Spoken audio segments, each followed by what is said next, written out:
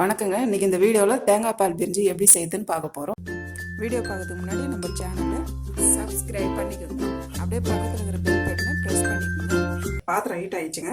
இப்போ வந்து டால்டா இது ஆட் பண்ணிக்கோங்க. டால்டா நல்லா ஹீட் ஆகட்டும். தேவையானது ஆயில் போட்டுக்கோங்க. ஏன்னா தேங்காய் பால்லே வந்து எண்ணெய் தான்.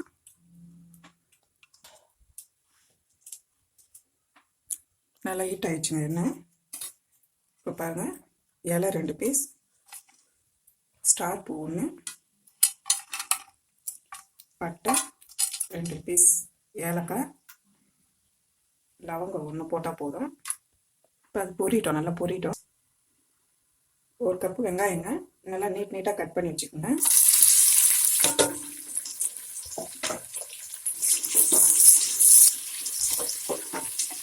வெங்காயம் வந்து நல்லா வதங்கட்டும். நல்லா ப்ரௌன் கலரில் வெங்காயம் வந்துடணும். வெங்காயம் சீக்கிரம் வதங்கிறதுக்கு கொஞ்சம் உப்பு போட்டுக்கோங்க. இங்கே பாருங்கள், வெங்காயம் நல்லா வதங்கிச்சு பாருங்கள். இந்த மாதிரி கலரில் வரணும். இப்போ வந்து நம்ம வெங்காயம் வதங்கிச்சு தக்காளி ஆட் பண்ண போகிறோம். அதே மாதிரி தக்காளி நல்லா வதங்கணும். தக்காளி இருக்கிறதே தெரியக்கூடாது நமக்கு. தேங்காய் பால் பிரிஞ்சிக்கு வந்து தக்காளி ரொம்ப கம்மியாக தாங்க போடணும். இப்போ வந்து பச்சை மிளகா 2 கீறி வச்சுருக்கோம். 10 பச்சை மிளகா, காரமே பச்சை மிளகா தான். உங்களுக்கு என்ன காரம் தெரியும் அதுக்கேற்ற பச்சை மிளகா போட்டுக்கோங்க. இஞ்சி பூண்டு பேஸ்ட் போட்டுக்கோங்க.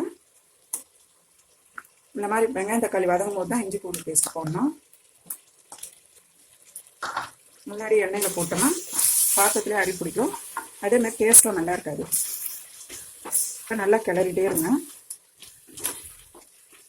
உங்களுக்கு கிளறும் போதே அந்த ஸ்மெல்லு நல்லா தெரியும் உங்களுக்கு.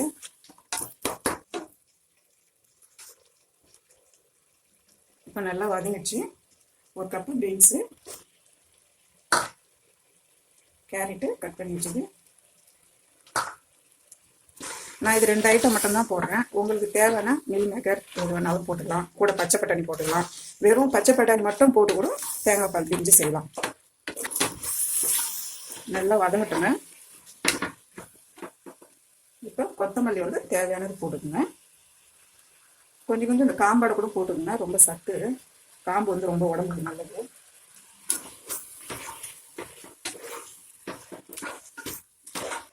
கொத்தமல்லி கொஞ்சம்,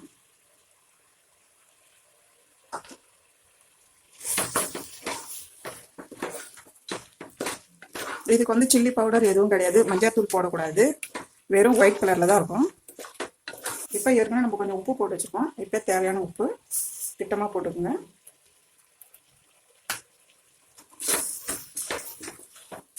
நல்லா வதங்கிச்சு இல்லைங்களா? இப்போ வந்து நம்ம தேங்காய் பால் ஆட் பண்ண போகிறோம். தேங்காய் பால் வந்து 4 கப் போட போகிறோம். தண்ணிலாம் கிடையாது, வெறும் பால் தான். 2, 3, 4 கப்பு தேங்காய் பால், 4 கப்பு ரைஸ். உங்களுக்கு இதிலே ரைஸ் வந்து நல்லா வெந்துடும். தண்ணிலாம் ஆட் பண்ணாதீங்க, டேஸ்ட் கம்மியாகிடும். வெறும் தேங்காய் பாலில் தான் ரைஸ் நல்லா வரணும். இப்போ இது வந்து 10 நிமிஷத்தில் கொதி வரும். கொதி வந்த பிற்பாடு தான் ரைஸ் போடணும். அரிசி வந்து 10 நிமிஷம் ஊற வைங்க. இது வந்து பாஸ்மதி ரைஸு, அதனால வந்து 10 நிமிஷம் ஊறணும். நீங்கள் சாதாரண ரைஸில் கூட செய்யலாம்.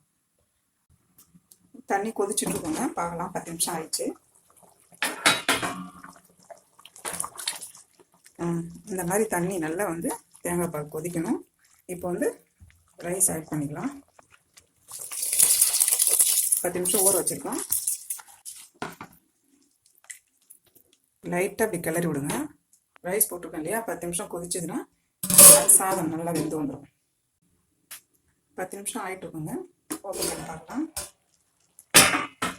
பாருங்கள், இந்த மாதிரி போட்டுக்கணும். இந்த மாதிரி வந்துடணும். கரண்டியோட அடிபாகத்தை வச்சு இப்படி லைட்டாக கிளறுங்க. ஏன்னா அரிசி உடையாமல் இருக்கும். இப்போ தான் பாருங்கள் எவ்வளோ அழகாக வந்திருக்கு. வந்து அடுப்பை வந்து தீ குறைச்சிடுங்க. ஒரு 5 நிமிஷம் மூடி வைக்கலாம். 5 நிமிஷம் ஆகிட்டு இருக்குங்க. ரெடி ஆகிடுச்சுன்னு பார்க்கலாம். கரெக்டாக ஆகிடுச்சு. பாருங்கள் எப்படி வந்து பாருங்கள். ரைஸு தண்ணிலாம் ட்ரை ஆகி எவ்வளோ அழகாக வந்துச்சு பாருங்கள். அவ்வளோதான், தேங்காய் பால் பிரிஞ்சி ரெடி ஆயிடுச்சுங்க. தேங்காய் பால் பிரிஞ்சி ரெடி ஆயிடுச்சுங்க. நீங்கள் வீட்டில் செஞ்சு பாருங்கள். இந்த வீடியோ உங்களுக்கு பிடிச்சிருந்தா லைக் பண்ணுங்கள், ஷேர் பண்ணுங்கள். டவுட் இருந்தால் கமெண்ட் பண்ணுங்கள். தேங்க்யூ.